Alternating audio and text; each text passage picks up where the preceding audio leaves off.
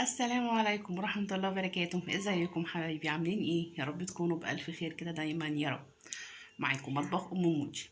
ان شاء الله النهارده هنعمل مع بعض كده ايه روتين كده سريع. بصوا، واحنا دلوقتي كده يعني قولوا قرب المغرب اتغدينا الحمد لله وتمام. المطبخ هو ورايا. هنشمر بقى كده ايه ايدينا ونخش على المطبخ نشوف فيه كده شويه مواعين ايه بقى ما اقولكوش. هنخش بقى نعملها مع بعض كده بسرعه. وفي غسيل كمان هيتنشر وغسيل وحاجات، يعني بصوا ورانا حاجات كتير. روتين الست المصريه اللي هو اليومي اللي احنا بنعملوه يوميا على طول، يعني مش جديد علينا. بس هشجعكم واشجع نفسي كمان معاكم. طبعا انا مكسله، يعني اتغدينا وشربت الشاي وكده وقاعده بقى ايه مريحه شويه، فقلت ايه ما بدهاش، يعني كده كده هيتعمل كده كده كل حاجه هتتظبط. فيلا بينا كده ايه نسمي الله ونقول بسم الله كده وندخل على المطبخ بتاعنا ونشوف يومنا كمان ايه. يلا بينا كده نشوف ايه عملت اول حاجه ايه. قبل ما نبدا الفيديو طبعا ما تنسيش تعملي النهارده الفيديو لايك وشير، ولو اول مره بتنوريني في قناتي ما تنسيش تشتركي في القناه من كلمه اشتراك اللي هي تحت الفيديو على طول دي، اضغطي عليها واختاري منها كلمه الكل عشان كل فيديو اعمله يوصلك اشعار بيه.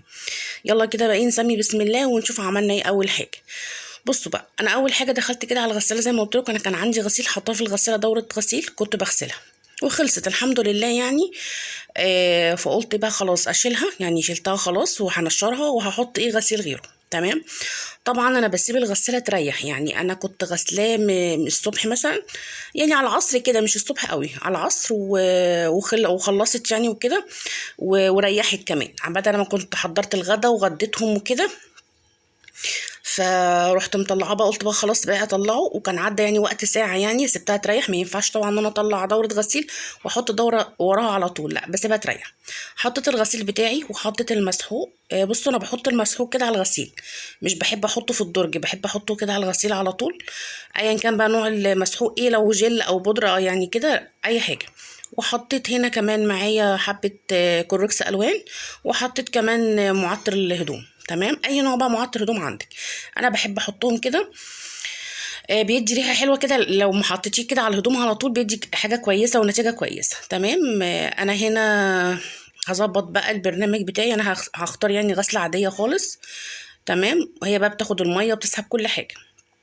ان شاء الله بعمل لكم دوره تنظيف ليها برضو واوريكم ازاي. لاي نوع غساله، يعني مش لازم النوع بتاعتي، لا اي نوع غساله اللي هي حلتها من فوق. بصوا انا بغطيها كده بمفرش كده بسيط، يعني على طول بغطيها، يعني انا لسه ما جبتلهاش كفر الغساله. بغطيها كده، عندي مفرش كده بسيط، قلت ايه اغطيها بيه كده على طول عشان مثلا التراب اي حاجه، عشان كمان الزراير بتاعتها مش عايزه الولاد تخش تلعب لي فيها ولا حاجه.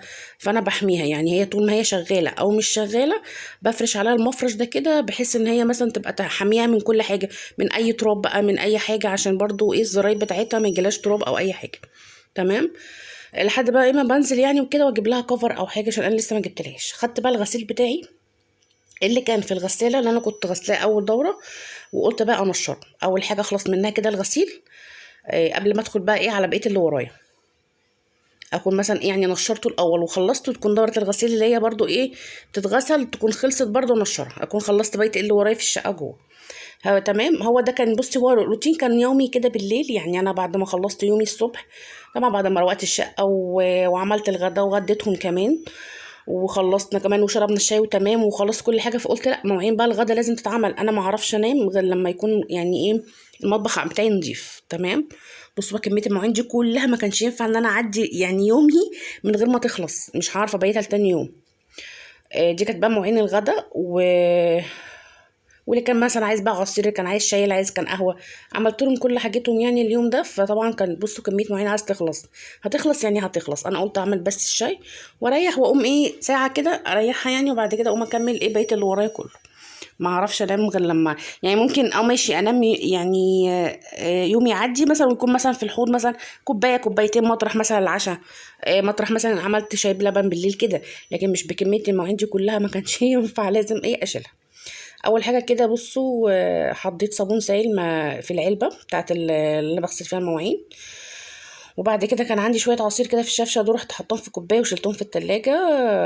وهنا بقى بصوا المصفى دي بقى بتسهل عليا كمان، يعني الحاجه اللي انا بغسلها المواعين بحطها في المصفى دي تتصفى، هي تحتيها كده زي برضو بوله كده او حاجه بشيلها بصفيها الصفايه بتاعتها يعني ما تتملى ميه. هنا بقى بشوف الحاجه اللي عايز تتشال من الصفايه، عايز تتشال مثلا في الدولاب في اي يعني دي مش مكانها بشيله. تمام.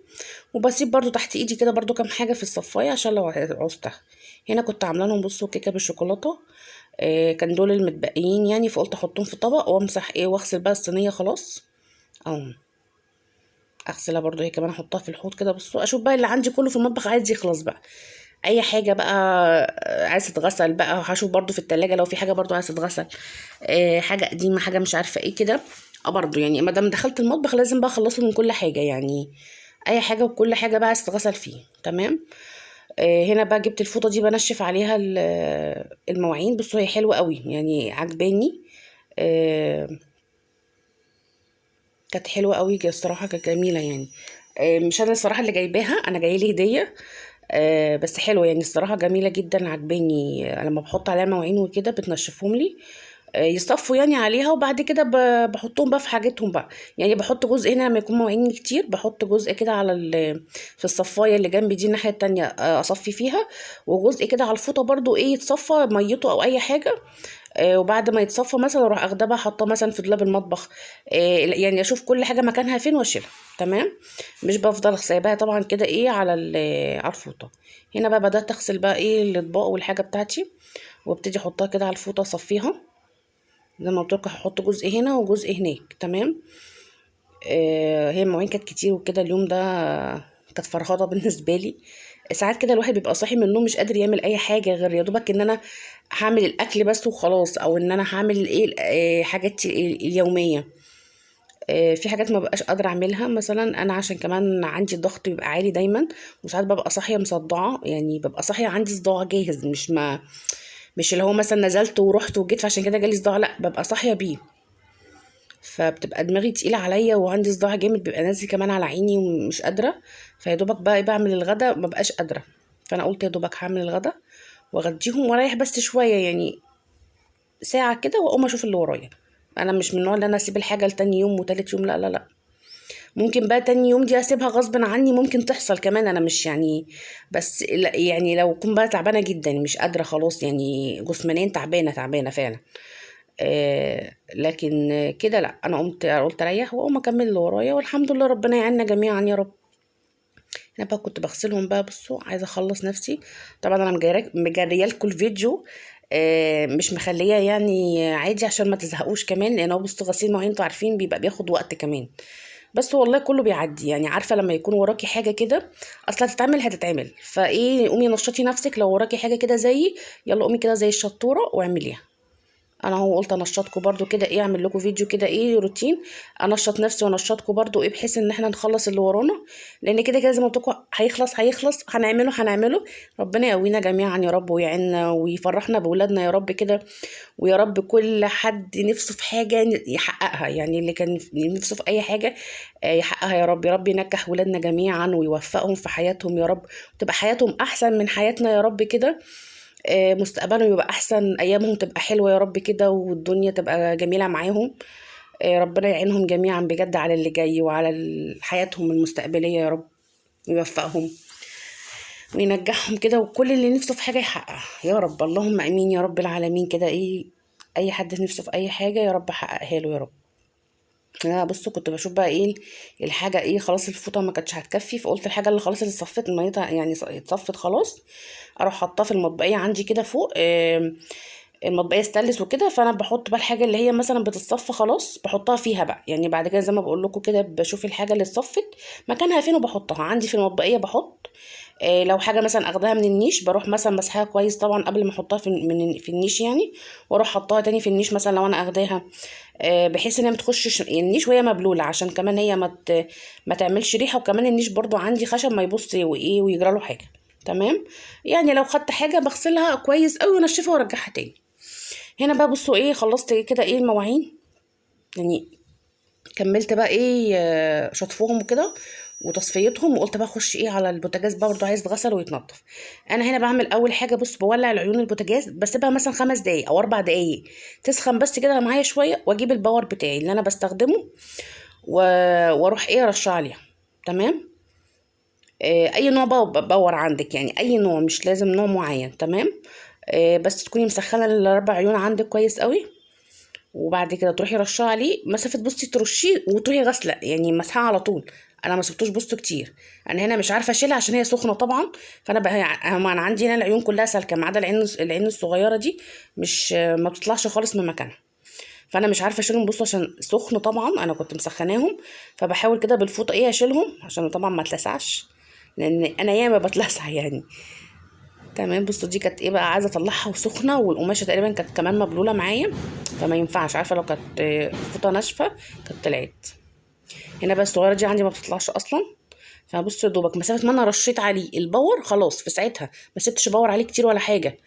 ولا مثلا رشيت الباور الاول قلت هغسل المواعين وارجع له، لا انا خلصت مواعيني ورحت مسخنه زي ما قلت لكم كده العيون، ورحت رشه عليه الباور، اي نوع باور زي ما قلت لك، ودعكي بليفه المواعين بقى، بسلكه مواعين، باي حاجه اهو، هيطلع زي الفل، وهيطلع بينور كده معاكي وزي الفل. بصوا حاجه كده ايه جميله اهو. همسحه بقى كده خلاص.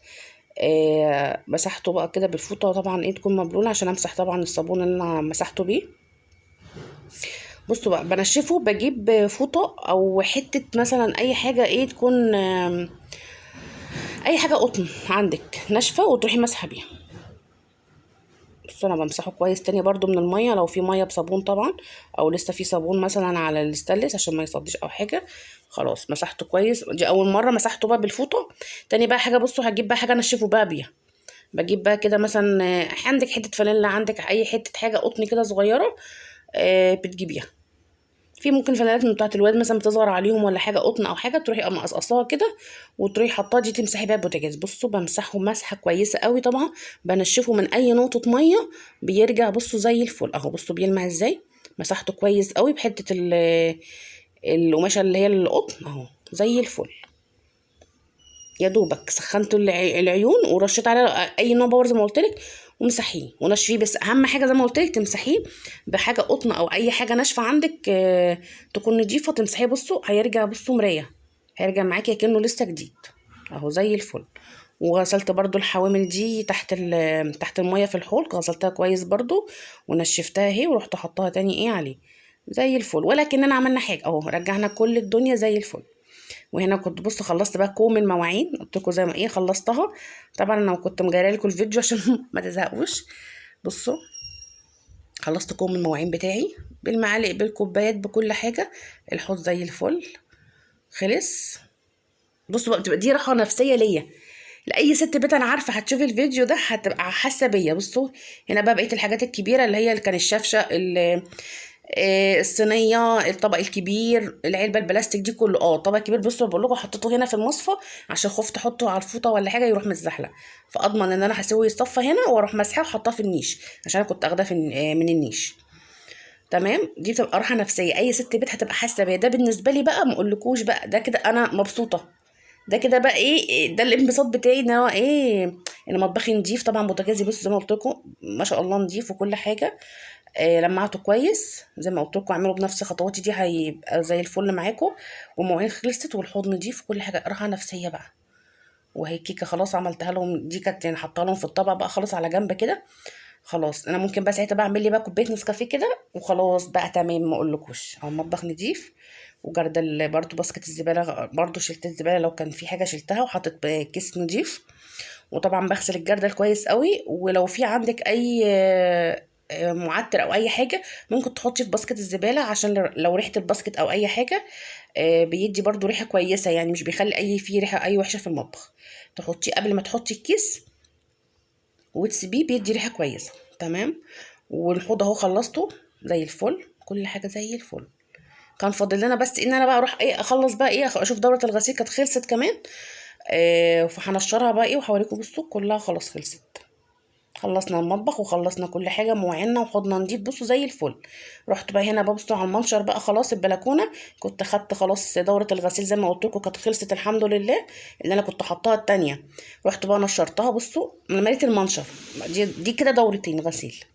الدوره الاولانيه اللي كانت قبل ما اللي بدأت بيها الفيديو والدورة التانية. وهنا بقى بصوا هشاور لكم دلوقتي. بصوا انا عندي بقى البلكونة التانية فيها غسيل متنشر، كنت منشراه الصبح، كنت غاسله الصبح بدري برضو ورحت منشراه، فكان عايز يتلم بقى واطبقه. ده بقى هخش بقى دلوقتي على البلكونه التانية المه واطبقه، وربنا يعيني برضو واخلص بقى ايه اللي ورايا كده، عشان ايه ابقى انا نايمه وانا مرتاحه نفسيا خلاص كده، خلاص موريش حاجه غير غدا مثلا بقى بكره، او اشوف ايه بقى ورايا بكره بقى في البيت، حاجات بسيطه قصدي، يعني يبقى مطبخي نايمه نضيف وكل حاجه، عشان ايه مبقاش شايله هم ايه غير ايه اكل بكره او ترويق بكره، او شوف ايه هتبقى ورايا حاجات خفيفه يعني.